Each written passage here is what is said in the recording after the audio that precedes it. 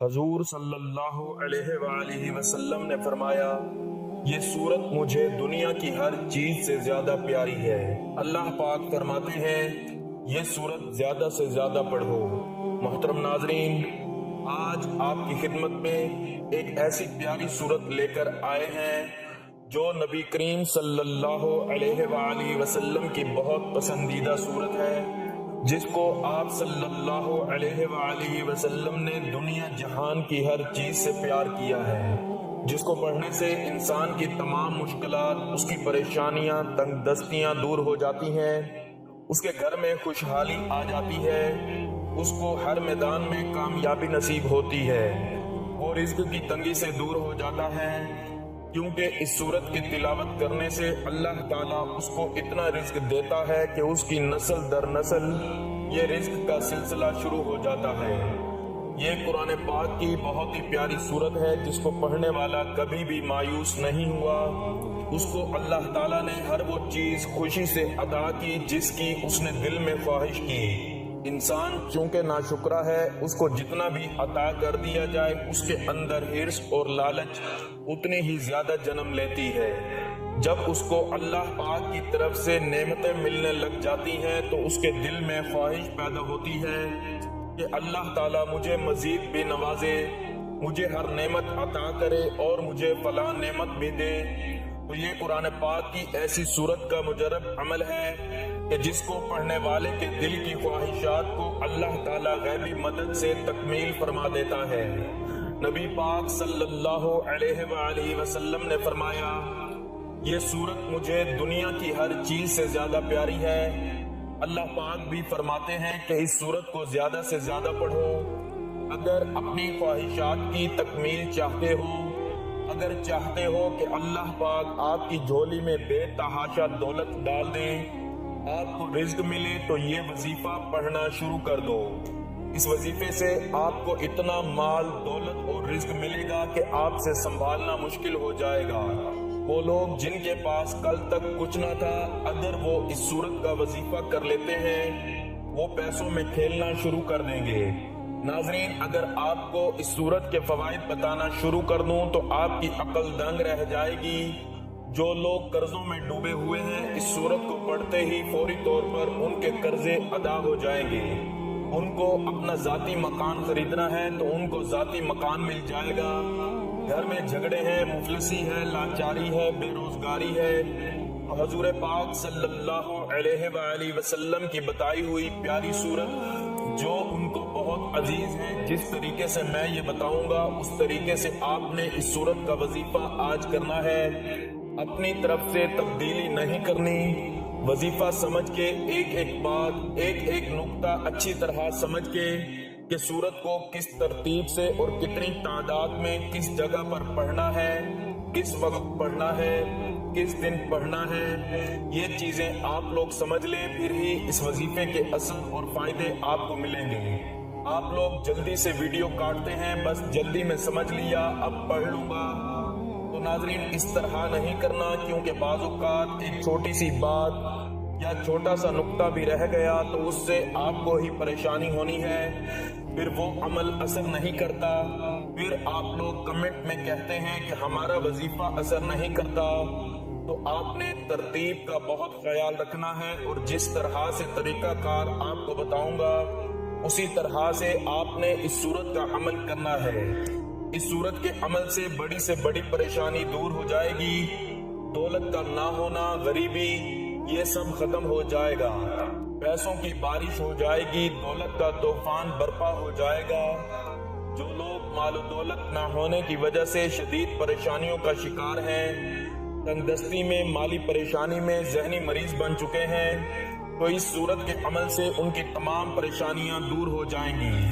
اس عمل سے اللہ تعالیٰ کی اتنی برکتیں نازل ہوتی ہیں کہ انسان جو نہیں بھی مانگ سکتا یا اس کے ذہن میں نہیں آتا، تو اللہ رب العزت اپنی رحمت اور برکت سے اس کو وہ بھی عطا کرتا ہے جو وہ نہ مانگ سکے۔ تو اللہ رب العزت اپنی رحمت اور برکت سے اس کو وہ بھی عطا کرتا ہے جو وہ نہ مانگ سکے۔ انسان کی تمام جائز حاجات، اس کی ضروریات پوری کر دی جاتی ہیں۔ ہر پریشانی، ہر بیماری اس سورت کے عمل سے ختم ہو جاتی ہے۔ جسم کے کونے کونے سے بیماریوں کا خاتمہ ہو جاتا ہے، بد نظری ختم ہو جاتی ہے، حسد، جادو، جنات کے اثرات ختم ہو جاتے ہیں۔ اللہ تعالیٰ اس انسان کو عزت، شہرت، مال، دولت، صحت سب کچھ عطا کر دیتے ہیں۔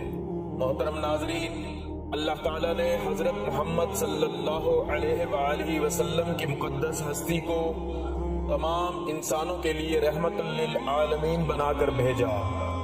حضور پاک فرماتے ہیں کہ بے شک ہمارے پاس اللہ کی طرف سے ایک نور ہے، یعنی حضرت محمد صلی اللہ علیہ وآلہ وسلم، اور ایک روشن کتاب قرآن مجید۔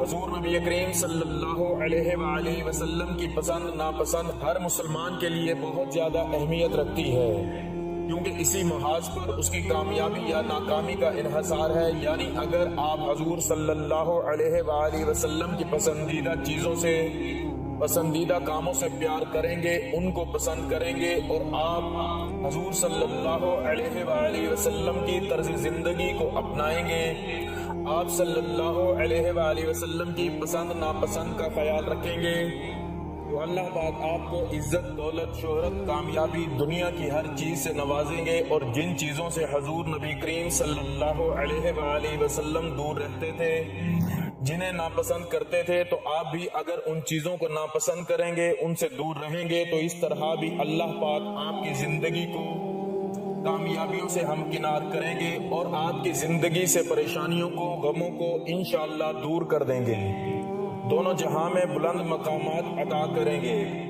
سرکار دو عالم حضرت محمد صلی اللہ علیہ وآلہ وسلم کو اللہ تعالیٰ نے رحمت للعالمین بنا کر دنیا میں بھیجا۔ یہ لقب اور شرف ایسا ہے جو کسی اور کے لیے استعمال نہیں کیا گیا۔ رحمت للعالمین وہی عظیم ترین شخصیت قرار پائے گی جس نے امن عالم کے قیام و استحکام کے لیے ساری زندگی صرف کی ہو، جس نے بندوں کو اللہ سے ملایا ہو، جس نے غریبی و امیری، جوانی و پیری، امن و جنگ، رنج و راحت، حزن و مسرت، ہر موقع اور مقام پر انسانیت کی رہنمائی کی ہو، جس کی تعلیم نے تمام افراد بشر کو بھائی بھائی قرار دیا ہو، جانی دشمنوں کو پروانہ امن و امان عطا کیا ہو، غیر مسلم کو جان و مال، عزت و آبرو اور دیگر حقوق انسانی کی حفاظت میں مسلمان کے ہم پلہ اور مساوی قرار دیا ہو۔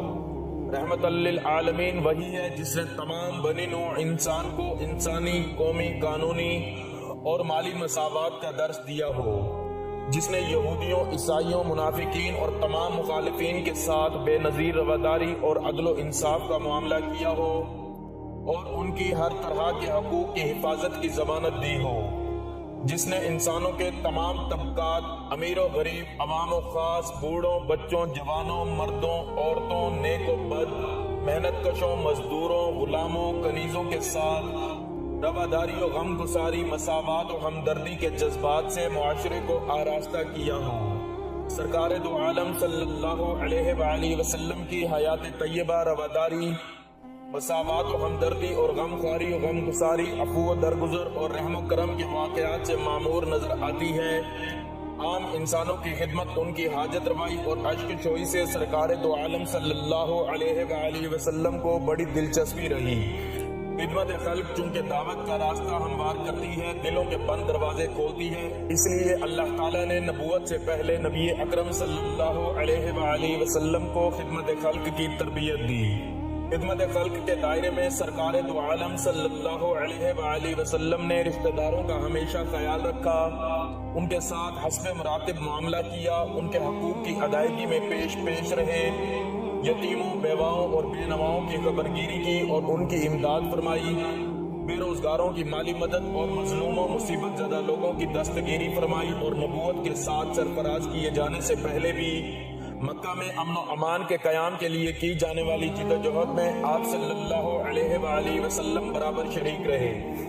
محسن انسانیت حضرت محمد صلی اللہ علیہ وآلہ وسلم کی نبوت اور رسالت کا امتیاز یہ ہے کہ رحمان و رحیم پروردگار نے آپ صلی اللہ علیہ وآلہ وسلم کو تمام جہانوں کے لیے رحمت بنا کر مبعوث فرمایا۔ اس حوالے سے ارشاد ربانی ہے، اور ہم نے اے رسول صلی اللہ علیہ وآلہ وسلم آپ کو تمام جہانوں کے لیے سراپا رحمت بنا کر ہی بھیجا ہے۔ قرآن کریم کی یہ آیت مبارکہ قرآن ناطق رحمت للعالمین صلی اللہ علیہ وآلہ وسلم کی شان رحمت، آپ صلی اللہ علیہ وآلہ وسلم کے فضائل و شمائل اور اخلاق کریمانہ کا جلی عنوان ہے۔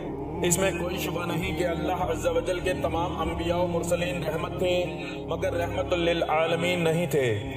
ان کی شان رحمت اپنی قوم، اپنے علاقے، اپنے دور اور اپنے زمانے تک محدود تھی، جبکہ رحمت مجسم محسن عالم حضرت محمد صلی اللہ علیہ وآلہ وسلم کی رحمت و شفقت کا دائرہ ہر عہد، ہر زمانے، ہر قوم، اپنے پرائے جملہ کائنات اور جملہ مخلوقات، یہاں تک کہ تمام جہانوں اور دنیا و آخرت کو شامل ہے۔ رحمت للعالمین کی صفت رحمت اور آپ صلی اللہ علیہ وآلہ وسلم کی شان رحمت کی تجلی عام ہے۔ رحمت کے اس خزانے اور امت کے غم خوار کے دربار میں دوست، دشمن، اپنا پرایا، عورت، مرد، بوڑھے، بچے، کافر، مسلم، آقا و غلام، انسان، حیوان، کائنات اور تمام جہانوں کا ذرہ ذرہ ہر ایک صنف ہستی برابر کی حصے دار ہے۔ آپ صلی اللہ علیہ وآلہ وسلم کی شان رحمت تمام عالمین، تمام جہانوں اور ہر عہد کو محیط ہے۔ کفار و مشرکین نے مکہ مکرمہ میں وہ کون سا ظلم تھا جو سرکار دو عالم صلی اللہ علیہ وآلہ وسلم اور صحابہ کرام رضی اللہ تعالیٰ عنہم کے ساتھ روا نہ رکھا ہو۔ آپ صلی اللہ علیہ وآلہ وسلم کو جسمانی اور ذہنی اذیتیں دی گئیں۔ آپ صلی اللہ علیہ وآلہ وسلم پر پتھروں اور سنگریزوں کی بارش کی گئی۔ آپ صلی اللہ علیہ وآلہ وسلم کے راستے میں کانٹے بچھائے گئے۔ آپ صلی اللہ علیہ وآلہ وسلم کا گلا گھونٹا گیا۔ نماز کی حالت میں آپ صلی اللہ علیہ وآلہ وسلم پر اونٹ کی اوجڑی رکھ دی گئی۔ آپ صلی اللہ علیہ وآلہ وسلم کے قتل کے منصوبے تیار کیے گئے۔ 3 سال تک شیخ ابی طالب میں آپ صلی اللہ علیہ وآلہ وسلم کو محصور رکھا گیا، جس میں ببول کے پتے کھا کر گزارا کرنے کی نوبت آئی۔ طائف میں آپ صلی اللہ علیہ وآلہ وسلم کو سخت اذیت پہنچائی گئی۔ لوگوں نے آپ صلی اللہ علیہ وآلہ وسلم کو اتنا زد و کوب کیا کہ آپ صلی اللہ علیہ وآلہ وسلم کے نعلین مبارک خون سے لبریز ہو گئے۔ آپ صلی اللہ علیہ وآلہ وسلم کو مکہ مکرمہ سے ہجرت کرنے پر مجبور کیا گیا۔ آپ صلی اللہ علیہ وآلہ وسلم مدینہ تشریف لے گئے تو وہاں بھی سکون و اطمینان سے رہنے نہیں دیا گیا اور طرح طرح کی یورشیں جاری رکھی گئیں۔ یہود کے ساتھ مل کر رحمت عالم صلی اللہ علیہ وآلہ وسلم اور مسلمانوں کے خلاف منصوبہ بند مہم چھیڑ دی گئی۔ فتح مکہ کے موقع پر کفار مکہ کو موت اپنے سامنے نظر آ رہی تھی۔ انہیں خطرہ تھا کہ آج ان کی ایذا رسانیوں کا انتقام لیا جائے گا۔ سرکار دو عالم صلی اللہ علیہ وآلہ وسلم نے انہیں مخاطب کر کے فرمایا، اے قریش کے لوگوں، تمہیں کیا توقع ہے؟ اس وقت میں تمہارے ساتھ کیا معاملہ کروں گا؟ انہوں نے جواب دیا، ہم اچھی ہی امید رکھتے ہیں۔ آپ صلی اللہ علیہ وآلہ وسلم کریم النفس اور شریف بھائی ہیں اور کریم اور شریف بھائی کے بیٹے ہیں۔ آپ صلی اللہ علیہ وآلہ وسلم نے ارشاد فرمایا، میں تم سے وہی کہتا ہوں جو یوسف علیہ السلام نے اپنے بھائیوں سے کہا تھا، آج تم پر کوئی الزام نہیں، جاؤ تم سب آزاد ہو۔ ناظرین، اللہ پر یقین کا سفر بے حد حسین ہوتا ہے کہ جو اس راہ کے مسافر بن جاتے ہیں، کامیابی ان کا مقدر بن جاتی ہے۔ اللہ پر توکل اور اس کی ذات پر یقین کا سفر در حقیقت دکھوں بھری زندگی سے راحت والی زندگی کا سفر ہوتا ہے۔ اللہ پر یقین کرنے والوں کو سکون قلب کی نعمت میسر ہوتی ہے، کیونکہ ان کا یقین ایک ایسی ہستی پر ہے جو اس پوری دنیا کا بادشاہ اور پالنہار ہے، جو انسان و حیوان، فضا میں اڑنے والے پرندوں، زمین پر بہتے ہوئے دریا اور سمندر، بہتے ہوئے پانی میں تیرتی ہوئی رنگ برنگی مچھلیوں، اس زمین پر چلتی ہوئی چھوٹی چھوٹی سی چونٹیوں کا بھی مالک ہے، اور پروردگار ان کا رازق ہے جس کے حکم سے مقدر بدل جایا کرتے ہیں۔ اور جانتے ہو یقین کیا ہے کہ جب زندگی میں غموں کے گہرے بادل ہوں، روشنی کی امید نہ ہو، جب صحرا میں بھٹکنے والے مسافر کو ایک بوند پانی کی آس نہ ہو، جب زندگی میں خزاں ہی خزاں ہو، بہار کی آمد کا کوئی پتہ نہ ہو، اس وقت دل سے یہ آواز آنا کہ پریشان نہ ہو، اللہ ہے نا۔ اللہ پر یقین تو سمندر سے بھی گہرا ہونا چاہیے کہ جتنے بھی مشکل حالات ہوں، جتنے بھی اندھیرے ہوں زندگی میں، پھر بھی توکل صرف اللہ پر ہونا چاہیے کہ ایک دن اس اندھیرے میں روشنی کی کرن ضرور چمکے گی۔ جو اللہ کی ذات پر کامل یقین رکھتے ہیں، فلاح اور کامیابی بھی انہی کے لیے ہوا کرتی ہیں، تقدیریں بھی انہی کی بدلا کرتی ہیں۔ नाज़रीन, वक्त की नज़ाकत को मद्देनजर रखते हुए आइए अमल की जानिब चलते हैं और आपको बताते हैं कि आपने इस सूरत को किस तरह पढ़ना है, जो हुजूर पाक सल्लल्लाहु अलैहि वसल्लम की पसंदीदा सूरत है, जो आप सल्लल्लाहु अलैहि वसल्लम को दुनिया की हर चीज से ज्यादा प्यारी है, कि जिसको पढ़ने से इंसान की नस्ल दर नस्ल रिज्क बढ़ता चला जाता है। नाज़रीन, ये वजीफा आप किसी भी दिन कर सकते हैं। सब लोगों का सवाल जो होता है कि किस दिन करना है, तो ये सूरत का अमल आप हफ्ते में किसी भी दिन कर सकते हैं, पूरी जिंदगी के लिए इंशाअल्लाह काफी होगा। लेकिन बहुत से लोगों को इस वजीफे से फौरी तौर पर जब फायदा होता है तो फिर वो दोबारा भी करना चाहते हैं और पूछते हैं कि क्या हम रोजाना पढ़ सकते हैं। तो नाज़रीन, आप ये रोज भी पढ़ सकते हैं, लेकिन इंशाअल्लाह एक ही बार पढ़ने से आपकी ख्वाहिशात पूरी हो जाएंगी, आपकी किस्मत बदल जाएगी, आपको दोबारा अमल करने की जरूरत पेश ना आएगी। लेकिन इसके बाद भी अगर आप करना चाहते हैं, रोजाना मामूल बनाना चाहते हैं, तो रोजाना की बुनियाद पर भी इस सूरत की तिलावत कर सकते हैं। तो ये अमल करने के लिए आपने कोई एक जगह मुख्तस कर लेनी है और उधर सुकून से बैठ जाना है और सबसे पहले एक मरतबा हुजूर पाक सल्लल्लाहु अलैहि वसल्लम की ज़ात अक़दस पर दुरूद पाक का नजराना पेश करना है। एक बार सवाब के लिए मेरे साथ भी पढ़ लें।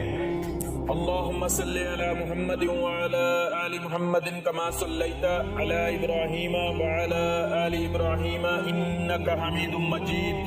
अल्लाहुम्मा बारिक अला मुहम्मद व अला आलि मुहम्मदिन कमा बारकता अला इब्राहीम व अला आलि इब्राहीम इन्नका हमीदुम मजीद। नाज़रीन, जब सुकून से बैठ जाएं तो एक मरतबा दुरूद शरीफ पढ़ने के बाद छोटे छोटे 2-3 वज़ाइफ मिला के आपको पढ़ने हैं। तो आपने सबसे पहले 3 मरतबा कुरान पाक की एक छोटी सी आयत का अमल करना है, इन्नल्लाहा अला कुल्ली शैइन कदीर। 3 मरतबा ये आयत पढ़ने के बाद दूसरे नंबर पर आपने या हय्यु या कय्यूम अल्लाह ताला के ये नाम पढ़ने हैं। दोनों को मिलाकर पढ़ेंगे तो एक शुमार होगा। इस तरह आपने ये दोनों नाम सिर्फ 7 मरतबा पढ़ने हैं। और उसके बाद तीसरा अमल जो हुजूर पाक सल्लल्लाहु अलैहि वसल्लम की पसंदीदा सूरत का अमल है, उसको आपने सिर्फ 11 मरतबा पढ़ना है। ये सूरत अल कौसर का अमल है। बिस्मिल्लाहिर्रहमानिर्रहीम, इन्ना अअतैनाकल कौसर फसल्लि लिरब्बिका वन्हर इन्ना शअनियका हुवल अब्तर। 11 मरतबा सूरतुल कौसर का वजीफा पढ़ने के बाद आखिर में उतना ही दुरूद पाक पढ़ना है जितना वजीफा शुरू करने से पहले पढ़ा था। और इस अमल को, इस वजीफे को आपने सुकून से बैठ के किसी से बातचीत किए बगैर पढ़ना है, ना ही कोई आपसे बात करे। और जिस तरतीब और तादाद में बताया है बिल्कुल उसी तरतीब और तादाद से पढ़ना है, उसमें कोई भी कमी पेशी नहीं करनी। उसके बाद आखिर में अल्लाह ताला से दुआ मांग लेनी है, उसकी बारगाह में रो रो कर गिड़गिड़ा कर मांगना है और अपने गुनाहों पर नादम व पशेमा होकर बस इस्तग़फ़ार करना है और उसकी बारगाह में खूब इल्तिजाएं करनी है ताकि आपके रिज़्क़ में बरकत, वुसअत और कुशादगी हो। तो आपने इस सूरत का अमल लाजमी करना है। इस अमल के करने से जिस काम में भी हाथ डालेंगे कामयाबी मिलेगी। अल्लाह पाक आपके लिए रिज़्क़ के दरवाजे खोल देगा और नस्ल दर नस्ल रिज़्क़ की परेशानी को खत्म फरमा देगा। ये हमारे प्यारे नबी सल्लल्लाहु अलैहि वसल्लम की पसंदीदा सूरत है। अल्लाह ताला ने भी इस सूरत की तिलावत करने का हुक्म दिया है। इस सूरत की तिलावत करने से दोनों जहां के बंद खजानों के मुंह खोल दिए जाते हैं और तिलावत करने वाले को हर दिल अजीज बना दिया जाता है। हर कोई उसकी इज्जत करता है, उससे प्यार करता है और अल्लाह ताला उसके घर से मोहताजी को खत्म करके रिज़्क़ बेबहा अता फरमाता है। अल्लाह ताला